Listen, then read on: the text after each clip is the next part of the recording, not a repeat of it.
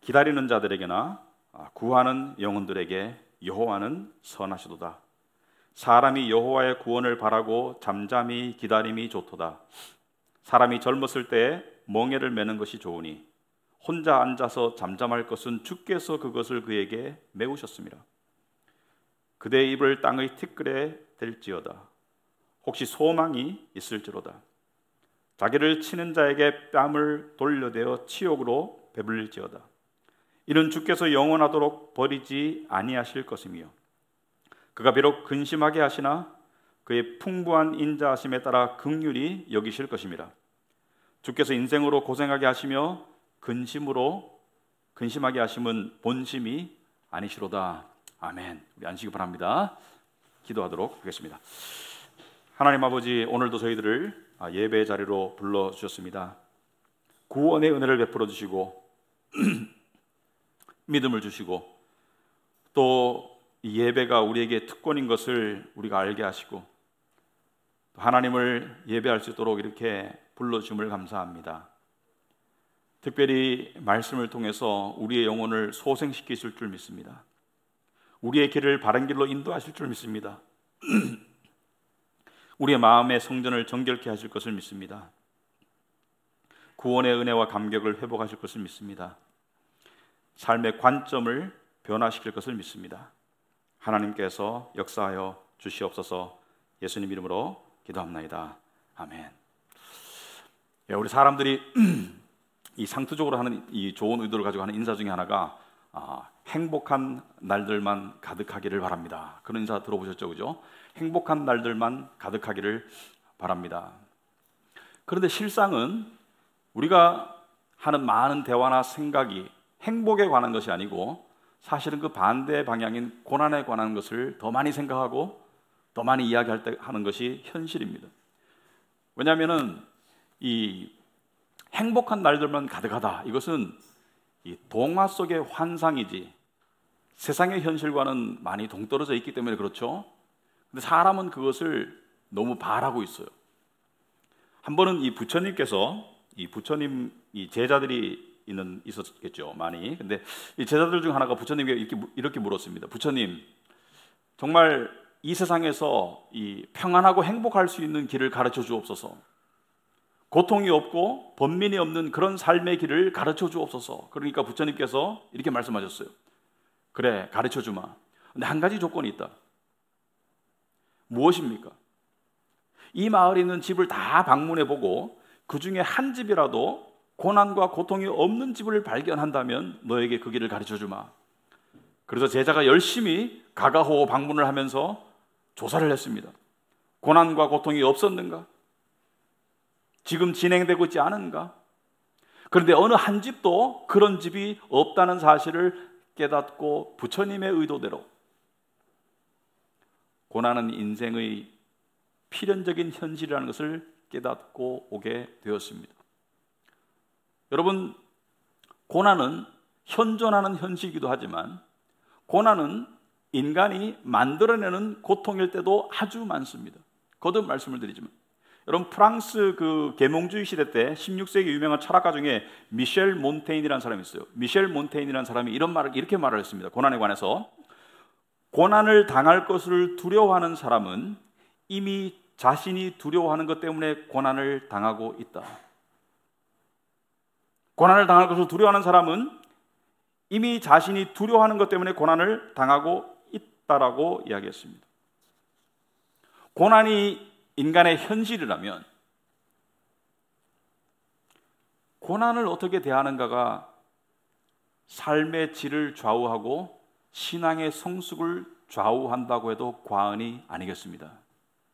왜냐하면 행복보다는 고난이 훨씬 더 빈번하고 훨씬 더 강도 높은 현실이기 때문에 그렇습니다. 사실 고난은 사람을 망가뜨릴 수 있어요. 마음을 망가뜨릴 수도 있고 심지어 노화의 또는 질병의 원인이 될 수도 있어요. 여러분, 고난과 고통과 근심이 심하면 사람이 빨리 늙고 또 많은 병의 원인이 고난을 통한 스트레스죠. 하지만 고난을 우리가 올바르게 대할 줄 안다면 삶의 성숙을 이루고 신앙의 성장을 이룰 수가 있겠습니다. 그런데 고난은, 어떤 고난은 인과관계가 분명히 보여요. 예레미야 애가에 나오는 이스라엘의 고난은 그들의 불순종, 우상숭배의 결과물이죠. 그래서 나라를 잃고 유배를 당하는 극심한 슬픔과 고통을 겪고 있어요. 하지만 또 한편으로 어떤 고난은 인과관계가 안 보입니다. 예를 들어서 욥의 고난. 욥은 의로운 사람이었고 하나님이 자랑했던 그런 존재였습니다. 하지만 욥의 삶에 엄청난 고난이 왔어요. 그 인과관계가 전혀 보이지 않았습니다. 인간의 눈에. 그런데 중요한 것은, 고난에 관한 중요한 사실은 이것입니다. 고난에 관한 이유, 고난의 원인을 따지는 데만 시간을 보내면 인생이 망가질 거예요. 마음이 무너질 겁니다. 왜냐하면 고난의 원인만을 생각하면 그 원인이 분명히 보일 때는 그것이 자신이면 자기를 자책할 것이고, 그것이 타인이면 타인을 미워할 것이고, 그리고 그 원인이 보이지 않으면 억울한 마음만 계속 들 것이고 자기 연민이 생길 거예요. 물론 잠시 생각은 해볼 수 있겠죠. 왜 이런 고난이 왔을까? 하지만 거기에만 머무는 사람은 절대로 성숙이나 신앙의 성장을 이룰 수 없습니다. 누군가를 원망하게 되고 스스로를 자책하게 되고 또는 불평하고 불만을 가질 수밖에 없어요. 왜 이런 일이 왜 나한테 생겼나? 그 원인이 밝혀지든 안 밝혀지든 양당 간에 어떤 경우이든 간에 과거에만 얽매여 있는 사람은 절대로 신앙의 성숙을 이룰 수 없고 그 고난이 자신의 삶을 망가뜨릴 거예요. 하지만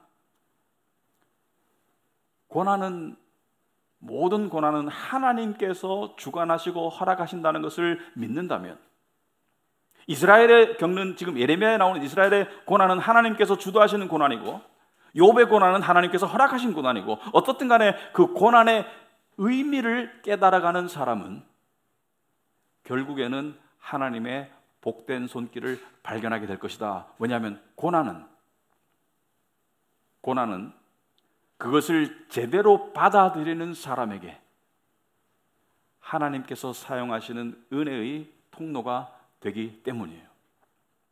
그래서 고난을 어떻게 대하느냐가 상당히 중요하고, 고난에 관한 한 이것을 꼭 기억하기 바랍니다. 우연히 발생되는 고난은 없다. 제인 에어가 오만과 편견이라는 그 작품 속에서 이렇게 말했어요. 우연히 발생하는 고난은 없다.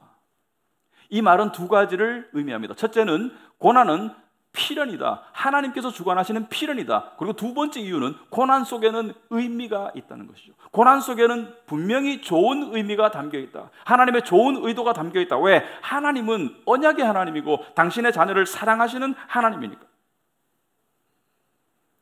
여러분, 이스라엘 백성들도 고난을 겪고 난 다음에 어떻게 되었습니까? 그 고난을 통해서 일부는 믿음으로 나아갔어요.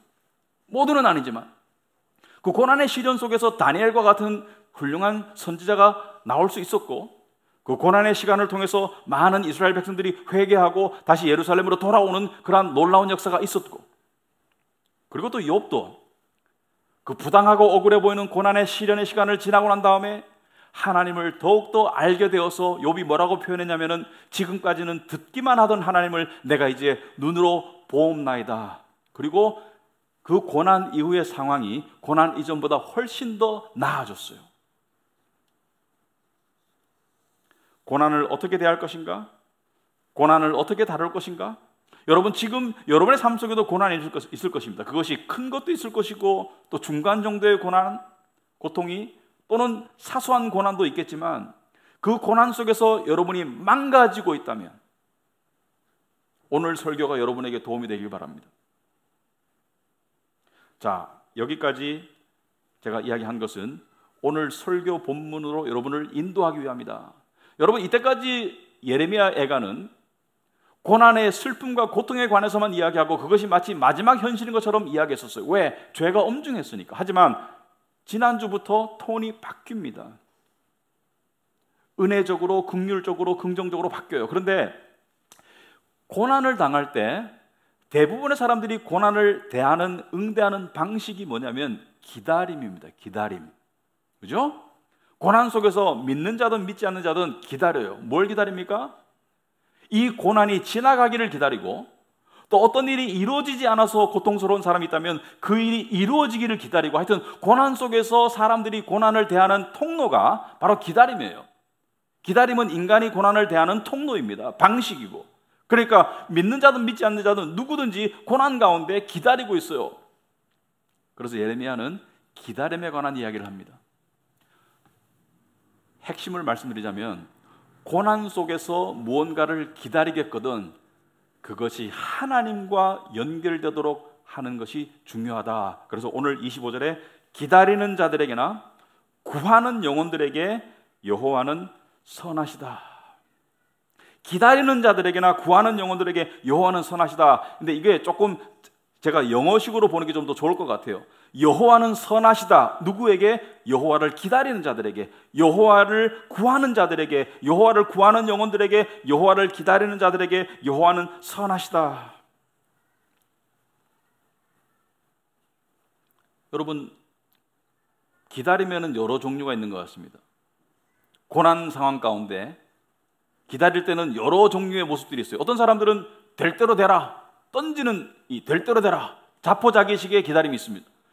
평강에는 좀 도움이 될 수 있을지 모르지만은 신앙인의 자세는 아니에요. 왜냐하면 신앙의 성숙에는 도움이 안 됩니다. 어떤 사람은 긍정적인 사람이 있을 수 있어요. 소수의 사람인데 잘 되겠지라고 기다리는 사람이 있어요. 잘 되겠지, 평강을 유지하는 데 도움이 되겠지만 계속 긍정적으로 기다릴 수 있는 사람은 거의 없습니다. 냉탕과 온탕을 왔다 갔다 하지 계속 긍정적인 마음 상태를 유지할 수 있는 사람은 거의 없어요. 세 번째 유형이 어떤 사람이냐면 부정적인 기다림. 그러니까 기다림 속에서 그냥 계속 초조하고 계속 불안하고 계속 두렵고, 그런 사람은 고난 속에서 고난을 증폭시키고 고난 가운데 망가져요. 아마도 많은 사람들이 이 세 번째 경우에 해당할 것입니다. 고난을 당할 것을 두려워하는 사람은 이미 자신이 두려워하는 것 때문에 고난을 당하고 있는 그 상황에 처하는 사람이 많을 거예요. 고난 때문에 망가지는 사람이 너무 많아요. 이 셋 다 신앙인의 기다림이 아니겠습니다. 기다림은 맞아요. 하지만 성경이 말하는, 오늘 예레미야가 말하는 기다림은 그런 기다림이 아니에요. 예레미야가 말하는 기다림은 믿음의 기다림입니다. 믿음의 기다림. 그렇다면 믿음의 기다림은 뭐냐? 믿는 자들이 하나님을 기다리는 게 믿음이에요, 사실. 믿음의 기다림이에요. 그러면 믿음의 기다림은 어떤 거냐 도대체? 이 앞에 세 개와 어떻게 다른가? 자, 믿음의 기다림은 이런 기다림입니다. 26절에 보겠습니다.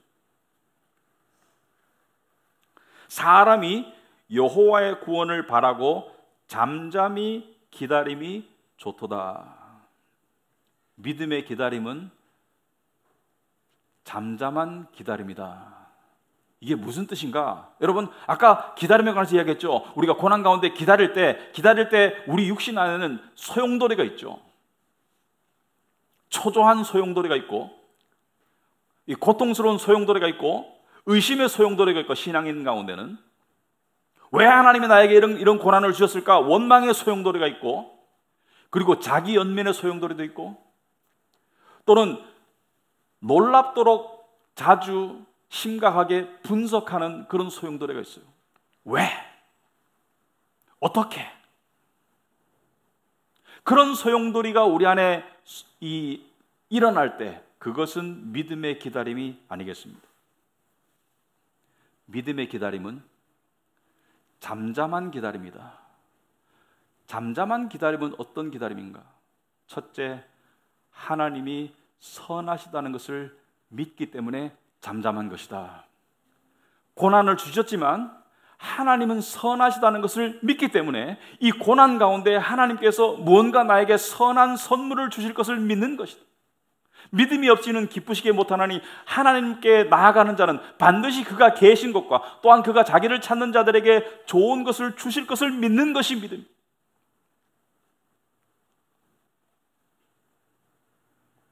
여러분, 하나님이 선하시다는 것을 믿는다는 것은 부모가 자식에게 좋은 것을 주기를 바라는 마음과 비교할 수 없는 마음으로 하나님은 당신의 자녀들에게 좋은 것을 주기를 원하세요. 그런데 왜 처음부터 좋은 것을 안 주고 고난을 주시는가? 좋은 것을 바로 주시면 되지 왜 고난을 주시는가?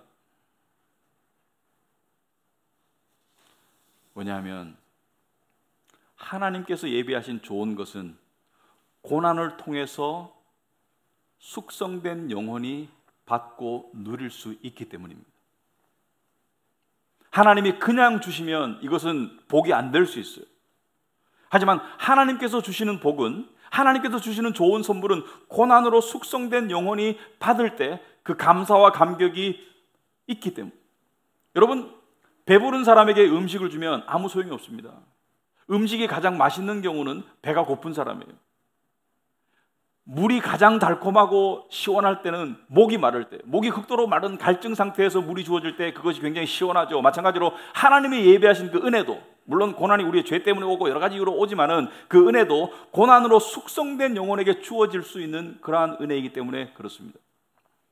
그렇다면 고난으로 숙성되는 영혼은 어떤 영혼이냐? 아까 말했듯이 처음에 1번은 잠잠해지는 영혼이다. 육신의 이 소용돌이가 잠잠해지는 영혼이다. 왜? 하나님을 믿는 믿음으로 나아가면 잠잠해집니다. 예수께서 풍랑을 잠재우셨듯이 하나님의 임재와 하나님의 말씀과 하나님의 역사는 우리 인생 속에, 우리 육신 속에 소용돌이를 잠재우는 능력이 있기 때문에, 스스로 잠재우는 것이 아니라 하나님의 능력이 우리 안에서 우리의 소용돌이를 잠재우는 그 속으로 들어가기 때문에, 그 속으로 들어가는 사람은 어떤 사람입니까? 하나님께 나아가는 사람이고, 하나님께 나아가는 사람은 하나님이 선하시다는 것을 믿는 사람이에요. 하나님은 선하시다. 하나님은 선하시다.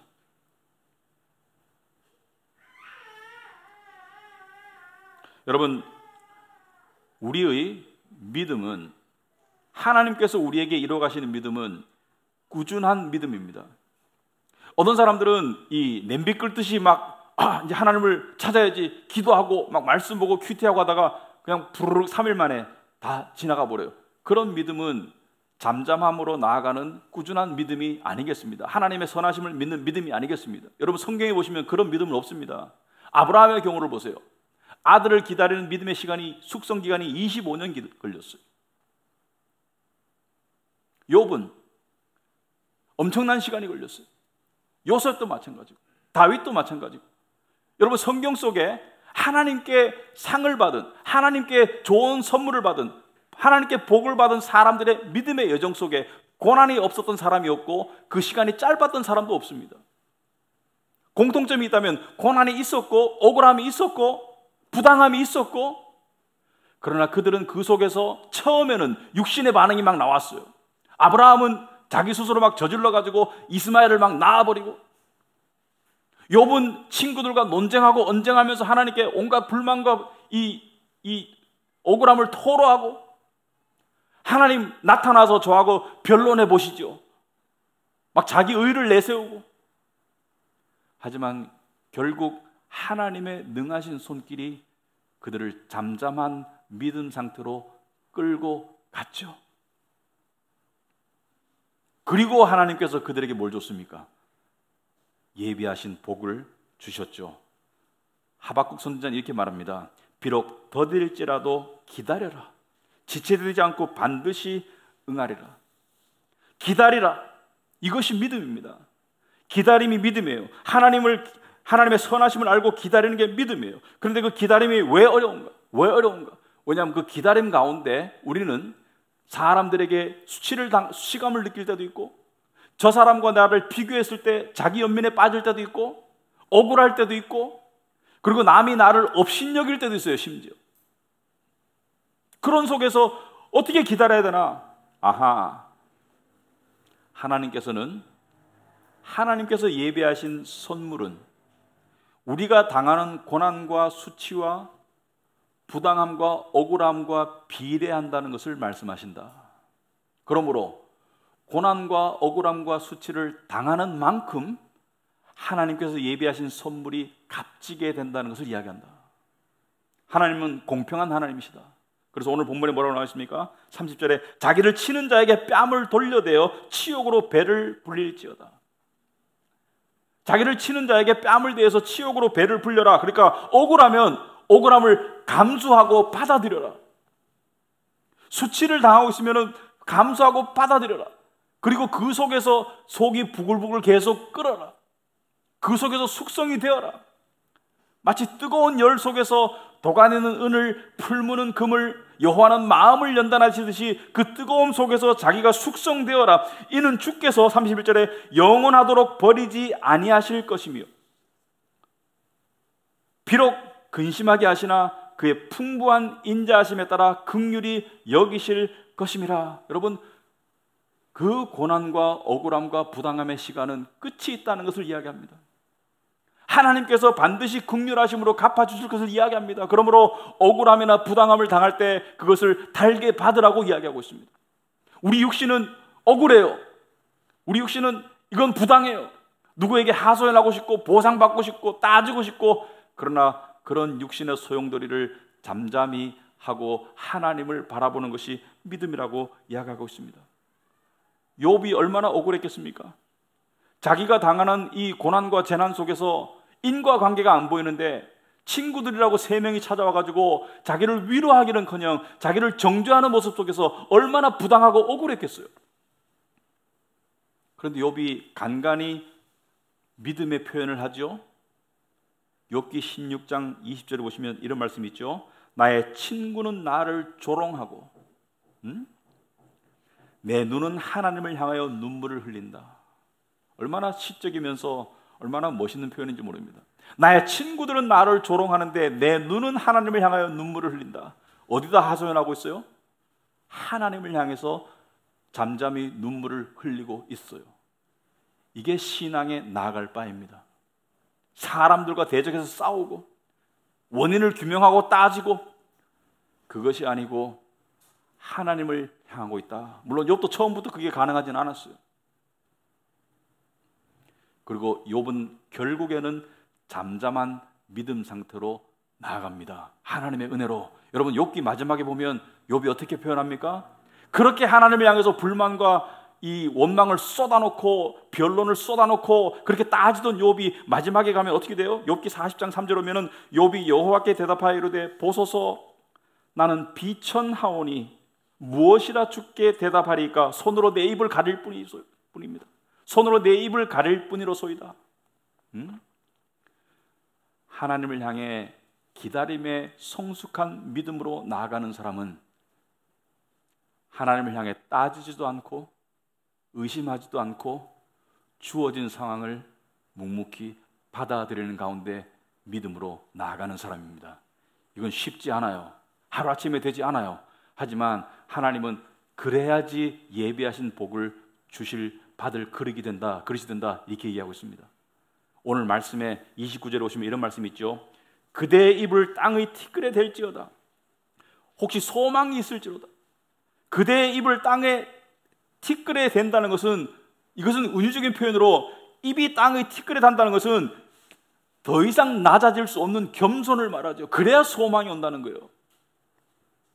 그래서 고난은 우리를 겸손케 하기 위한 하나님의 통로입니다. 그리고 겸손한 자에게 하나님께서 은혜를 베푸신다. 하나님이 교만한 자를 대적하시고 겸손한 자들에게 은혜를 베푸신다. 하나님의 철칙입니다. 그러므로 하나님이 고난으로 우리를 낮추시고 잠잠케 하시고 그리고 겸손 상태가 되었을 때 우리에게 예비하신 그 놀라운 은혜를 베푸시는데, 그것은 우리가 상상하고 기대하는 이상입니다. 항상 우리가 생각하고 상상하는 이상의 은혜를 하나님은 예비하고 계세요. 그러나 이것은 저절로 가지는 것이 아니죠. 이것은 믿음 상태로 가야 돼요. 그럼 교만 상태는 뭐냐? 교만 상태는 마음의 소용돌이 상태입니다. 여전히 불만이 있고 여전히 자기 연민이 있고, 자기 연민도 교만이에요. 사실은 미안하지만 자기 연민은 겸손이 아닙니다. 자기 연민은 내가 받을 대접만큼 내가 못 받는다는 억울함이 자기 연민이잖아요. 이거 교만이에요.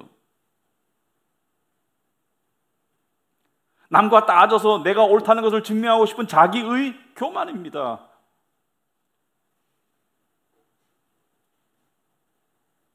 비교하려거든 예수님과 비교하는 것이 겸손입니다.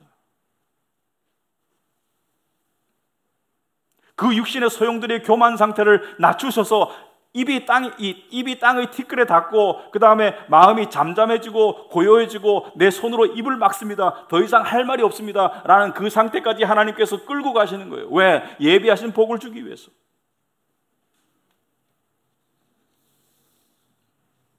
그러므로 고난의 시간은 성도에게는 반드시 필요한 시간입니다. 고난이 없는 인생이 없고 고난이 없는 성도가 없습니다. 억울함, 부당함, 또는 육신적, 정신적, 경제적 어려움들, 그러한 모든 속에서 우리는 낮아지고 잠잠해지는 그러한 믿음의 숙성을 배우고 하나님께서 예비하신 복을 받을 수 있는 그릇으로 준비되어 가는 것이에요. 여러분, 우리는 많은 것을 기다리죠. 개인적인 기다림도 있고요, 또한 궁극적으로 믿음의 완성이 뭡니까? 바로 예수 그리스도의 오심을 기다리는 거죠. 기다림이에요. 믿음이 기다림이에요.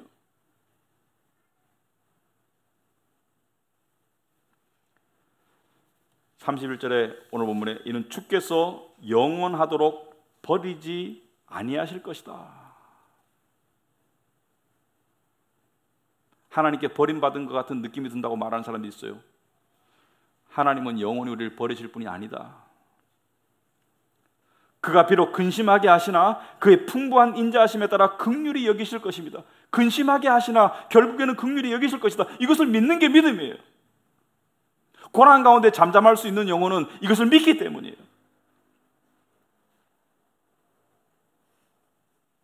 그리고 33절은 제가 읽다가 목이 탁 막히는 구절입니다.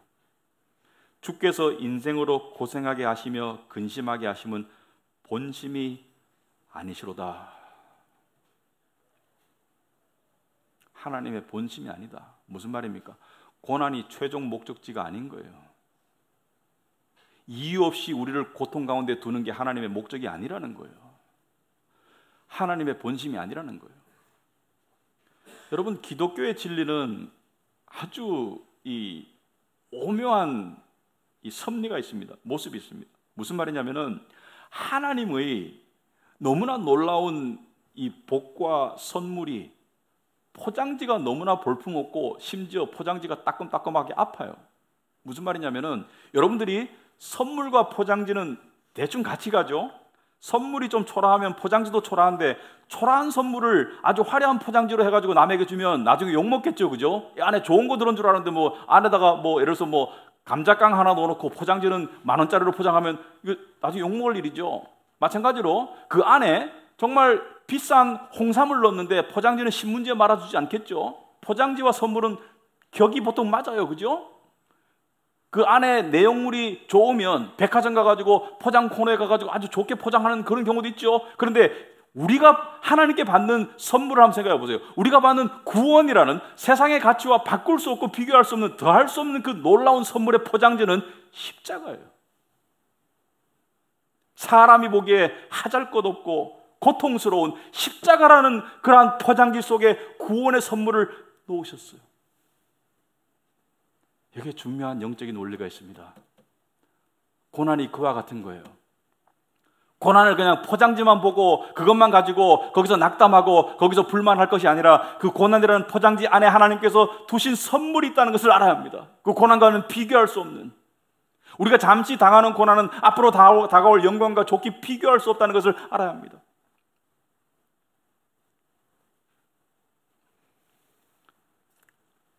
또한 고난 가운데 우리 육신이 소용돌이 칠 때 우리 육신의 음성이 불만과 또는 이 여러 가지 음성이 나올 때 하나님을 향한 원망과, 우리 이럴 때 있습니다. 솔직히 하나님, 제가 너무 힘든데 왜 이렇게 힘들게 하시나요? 하나님, 제가 너무 힘든 거 아시나요? 왜 이렇게 힘들게 하시나요? 하나님은 도대체 어디 계신가요? 제가 이렇게 힘든데 아시나요? 하나님의 답은 물론 알지. 나도 인간의 모습으로 와서, 너 같은 모습으로 와서 너의 고난과는 비교할 수 없는 고난을 겪었음을 십자가를 통해서 보여주지 않았니? 당연히 알지. 그러므로 모든 고난은, 잘 들어보시기 바랍니다, 하나님과 가까워지는 길입니다. 동병상련이라고 모든 억울함은 예수님이 당한 그 억울함과 비교할 수 없습니다. 모든 수치가 예수께서 당한 수치와 비교할 수 없습니다. 우리가 어떤 고통을 당할지라도 예수님이 당한 고통과 비교할 수 없습니다. 십자가를 이해하는데 고난 없이 안 된다고 생각합니다. 그리고 고난은 하나님이 우리를 사랑하시는 방법입니다. 사랑하니까 더 가까이 하고 싶어서 고난을 주시고, 사랑하니까 겸손케 낮추어서 좋은 것을 주시기를 원하시고, 사랑하니까 우리에게 연단을 주시는 거예요. 주께서 그 사랑하시는 자를 징계하신다고 말씀하셨습니다. 징계가 고난입니다. 그러므로 그 고난의 원인이 그것이 자기 때문인지 남 때문인지 아니면은 이유를 모르겠든지 그건 중요하지 않아요. 중요한 것은 그 고난을 내가 어떻게 대하고 있는가, 그 기다림을 어떻게 대하고 있는가, 그것이 가장 중요합니다. 그리고 고난을 믿음으로 견디고 받아들인 사람에게는 분명히 고난 가운데 숨겨져 있는 하나님의 복이 보일 겁니다. 고난과는 비교할 수 없는, 내가 기대했던 것보다 그 이상으로. 어떤 사람 이런 사람이 있습니다. 내가 그토록 원하는 것을 그토록 기도했는데 하나님께서 안 들어주시네. 신학적으로 생각해 보니까 모든 것은 하나님의 절대 주권대로 하나님의 뜻대로 다 되니까 그런 사람들 기도 안 해요. 왜 안 해요? 하나님 뜻대로 다 되는데 기도하면 뭐해? 신학을 통해서 하나님 머리 위로 올라갔어요, 생각이.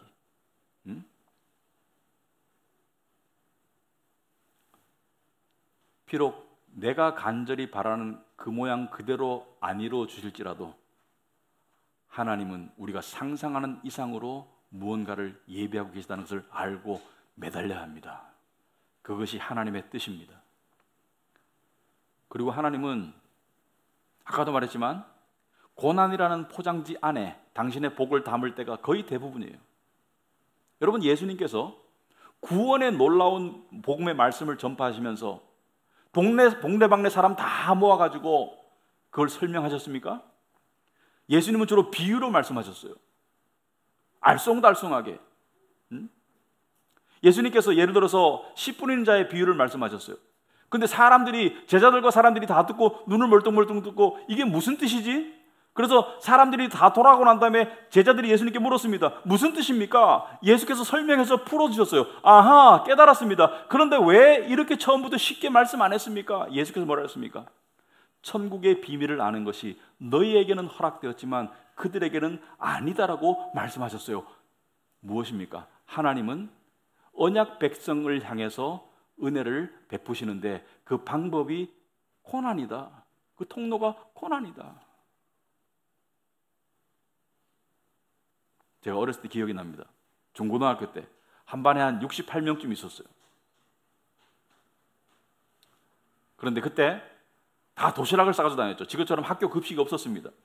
근데 도시락 싸고 오면은 집집마다 반찬이 달라요. 그런데 반찬을 뺏어 먹기도 하고 어떤 애들은 어떤 그 좀 이 짓궂은 아이들은 젓가락을 가지고 자기 도시락은 없어. 그냥 남의 도시락 다 이렇게 뺏어 먹고 그랬어요. 또 힘센 애들은 그걸 이용해가지고 막 뺏어 먹기도 하고, 나이 좀 드신 분들은 제가 무슨 말씀 하는지 알 겁니다. 그런데 그때 엄마들이 걱정이 있어. 우리 애가 잘 먹어야 되는데, 잘 먹고 잘 커야 되는데 영양이 충분히 돼야지 공부할 텐데, 그래서 어떻게 합니까? 아주 찌그러진 도시락을 준비해가지고 거기다가 보리쌀 섞어가지고 아주 맛대가리 없어 보이는 그런 밥을 덮고 그 밑에다 계란과 영양가 있는 것을 밑에 쭉 깔아놓죠. 그래서 다른 사람들이 봤을 때 먹고 싶지 않도록. 우리 하나님도 좀 그러십니다. 좀 그러십니다. 세상 사람들이 봤을 때는 어려움 가운데 하나님께서 주시는 특별한 은혜를 숨겨놓을 때가 많다. 근데 시간이 지나봐야 돼요. 그 밑을 파봐야 돼요. 그 밑에 들어가 봐야 돼요. 근데 겉모습만 보고 질려가지고 원망하고 불만하고 그 상태에 있고 그 속으로 안 들어가면 안 돼요. 속으로 들어간다는 게 뭡니까? 겸손으로 밑으로 가라앉는 거예요. 여러분, 결론적으로 말씀드리면 믿음은 인간의 논리가 아닙니다. 믿음은 인간의 분석도 아니에요.